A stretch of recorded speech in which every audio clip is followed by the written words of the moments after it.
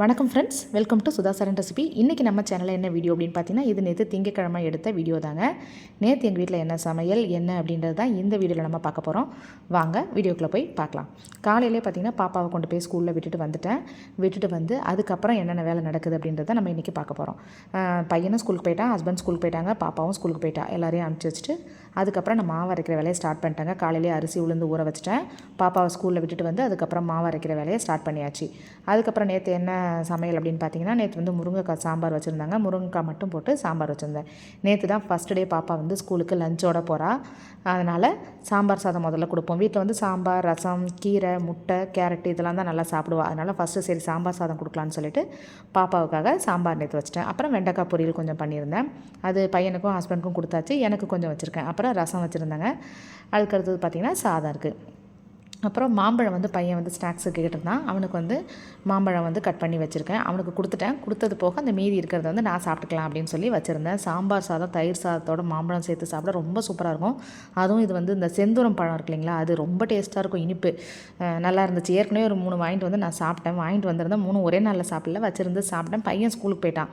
அவன் இல்லாத நேரத்தில் சாப்பிட்டதுனால ஈவினிங் வந்து சாப்பிட மாட்டான். அவன் எனக்கு வேணுமான்னு சொல்லியிருந்தான்ட்டு திருப்பி அவனுக்கு வாங்கிட்டு வந்து இன்றைக்கி ஸ்நாக்ஸுக்கு வந்து கொடுத்தேன். அப்புறம் பாத்திரம்லாம் கொஞ்சம் சிங்கில் இருக்குங்க, கழுவுறதுக்காக போட்டு வச்சுருக்கேன். அதெல்லாம் இனிமேல் தான் வந்து அந்த வேலையெல்லாம் பார்க்கணும். தோசை ஊற்றிட்டுருக்கேன், மாவும் அரைச்சிட்ருக்கேன். மாவு ஒரு பக்கம் ஓடிட்டுருக்கு. அதை பார்த்துட்டு அப்படியே நான் தோசை சாப்பிட்டுட்டு வந்து அதுக்கப்புறம் வந்து பாத்திரத்தை கழுவுவேன். சிங்க் பெருசாக இருக்கிறதுனால நம்ம அதை எவ்வளோ பாத்திரம் போட்டாலும் பார்த்திங்கன்னா பாத்திரம் கம்மியாக இருக்க மாதிரி தான் தெரியுது. அதுவும் பரவாயில்ல, நல்லா இருக்குது அப்படின்னு நினச்சிட்டேன். ஃபஸ்ட்டு உளுந்து ஓடிட்டுருக்குங்க. உளுந்து எடுத்துகிட்டு அதுக்கப்புறம் அரிசி போட்டு அரைச்சி எடுத்துருவேன். அதுக்கு அடுத்தது பார்த்திங்கன்னா அப்படியே வாஷிங் மிஷினில் துணி போடுற வேலை இருக்குது. எல்லாமே நேற்று கொஞ்சம் வேலையெல்லாம் கொஞ்சம் அதிகமாகிடுச்சிங்க. சண்டே லீவ் முடிஞ்சு அடுத்தது மண்டே ஸ்டார்ட் பண்ணதுனால அப்படி கொஞ்சம் வேலையெல்லாம் அதிகமாகிடுச்சு. மாவு அரைக்கிறது, துணி துவைக்கிறது எல்லாம். அடுத்தது அப்படியே நியூஸ் பார்த்துக்கிட்டே உட்காந்துருந்தேன். சட்டப்பேரவையில் நம்ம சிஎம் வந்து என்ன பண்ணுறாங்க பேசுகிறாங்கன்றதெல்லாம் அப்படி பார்த்துட்டு இருந்தேன். கொஞ்சம் நேரம் பார்த்துட்டு அப்புறம் எல்லாம் ரூமெல்லாம் க்ளீன் பண்ணியாச்சு. இதெல்லாம் எங்கெங்கே அடுக்கி வைக்கணுமோ எல்லாத்தையும் எடுத்து வச்சாச்சு நீட்டாக. அப்புறம் பார்த்திங்கன்னா அந்த சோன் பப்படி பாப்பா கேட்டான்னு சொல்லி வாங்கிட்டு வந்தேன். அதை வாங்கிட்டு வந்து அன்றைக்கி சாப்பிட்டதோட சரி அப்படியே இருக்குது. அப்புறம் பார்த்திங்கன்னா பழம், இதான் அந்த செந்தூரம் பழம், மாம்பழம். நல்ல டேஸ்ட்டாக இருக்கும் இந்த பழம், நல்ல இனிப்பு. அப்புறம் வாழைப்பழமும் இருக்குது. பாப்பாவுக்கு வாழைப்பழம் பிடிக்கும். நேற்று அவளுக்கு வாழைப்பழம் தான் கொடுத்துருந்தேன். ஆனால் ஸ்பூனில் வந்து இந்த ஃபோக்கை வச்சு குத்தி வாழைப்பழத்தை வந்து பார்த்திங்கன்னா ஸ்கூலில் பஞ்சாமிர்தம் மாதிரி கருப்பு கலரில் ஆக்கி எடுத்துகிட்டு வந்துட்டா. சாப்பிடவே இல்லை. ஆனால் வீட்டுக்கு வந்ததுக்கப்புறம் 2 பழம் சாப்பிட்டா. அதுக்கப்புறம் பார்த்திங்கன்னா ரூம் எல்லாம் எல்லாத்தையும் நீட் பண்ணணும்.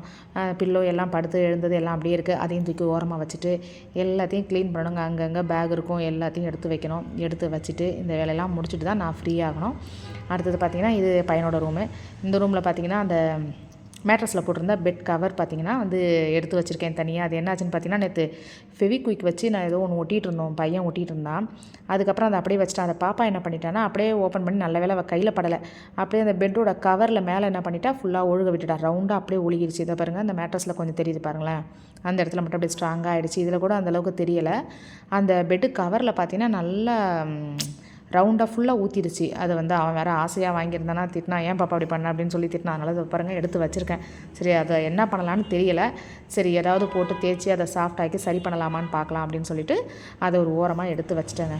சரி வச்சுட்டு அடுத்தது டீ இருக்குது, நம்ம டீயை குடிக்கலாம் அப்படின்னு சொல்லிட்டு உட்காந்துட்டேன் கொஞ்சம் நேரம்.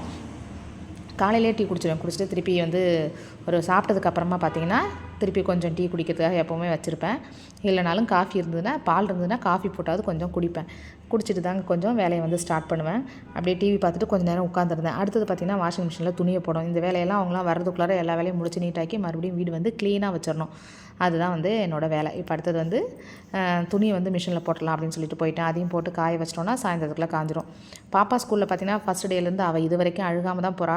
டெய்லி பிள்ளைங்க கொண்டு போய் விடும்போதெல்லாம் பாவம் காலையில் கொண்டு போய் விடும்போதும் பார்ப்பேன் அழுதுகிட்டே தான் இருக்குங்க. திருப்பி ஈவினிங் கூப்பிட போகும்போதும் பிள்ளைங்க கத்திக்கிட்டே தான் இருக்குங்க. பாவமாக இருக்குது. எல்லாமே ஃபஸ்ட்டு தானே போகிறாங்க.